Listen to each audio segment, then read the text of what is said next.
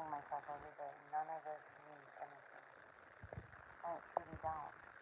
When you've been revealed prophecy, and as I said before, it doesn't matter to me what the enemy thinks for. So you gotta remember, for they know not what they do, Father, please forgive them.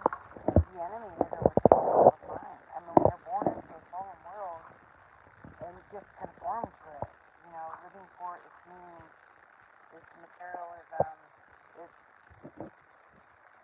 you love not the world or love the Father not in you. And as I said before, I'm not going to get angered over anything because you got to remember, like, here's one thing the Lord taught me about. When you're buying something, you want honesty. You want people to disclose the things that are necessary for you to make a sound decision. But then when you're selling something, you're like, well, maybe I won't. This little thing, it's an old car, this is substantially what people go through. It's not a big ordeal. I'm just not going to mention this little piece of information because it's not a big factor, and they should know these things, knowing that this car is old, or, whatever the case may be. I'm just saying, this is why the Lord said, the cunning hireling, the cunning men, because when you're for hireling, your desires, needs, and behavior and attitudes will change. That's why the Lord hated money exchange, and He told you not to take hearing and alone. Trust not. This is the breaking a man's house and rob him by violence. That means by debt. You take them by debt where they can't leave an inheritance. Leave anything behind because it consumes their life, their mind, this is where we get into oppression and enslavement, where we talk about the Hamites who enslaved the Israelites and Jews for 40 years, spoken of in Exodus, called Babylonian captivity. But here's the thing. Just as Jesus said, put down your sword. We don't fight. Our weapons of warfare are not physical or carnal. They're spiritual.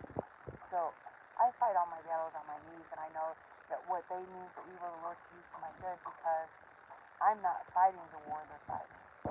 I'm not living for the means they're living for. I'm not trying to gain the world because I know the truth. The Spirit of truth comes upon you, and you know that prophetic things are taking place. I hang on very loosely to this world. So they might think they're coming over on me or abusing or enslaving or using, but I don't feel that way. I feel like the Lord has set me free because I'm not being in captivity over or in bondage over materialism or, running or enslaving myself for 80 hours a week to have something that I'm never in, and I'm trying to impress the Joneses or the Smiths or the neighbors. I mean, I always ask this, like, why do they have that big home? Who are they impressing?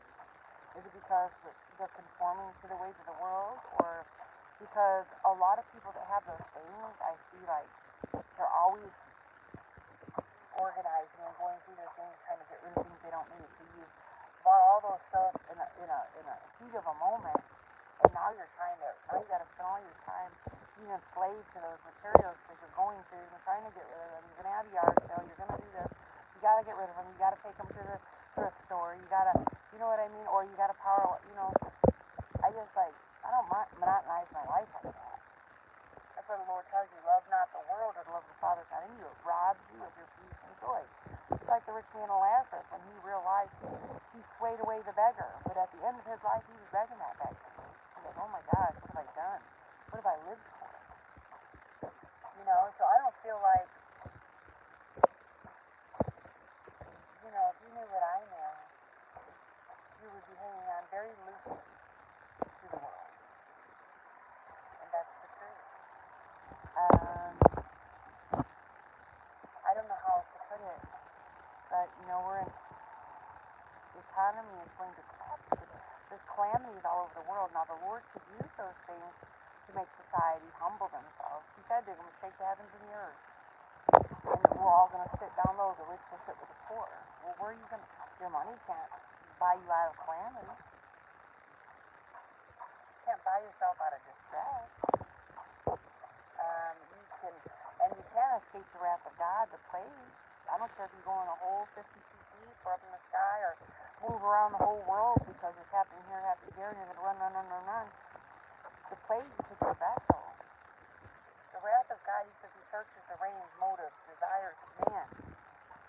And that's when you get the plagues. You won't escape. bonus baby.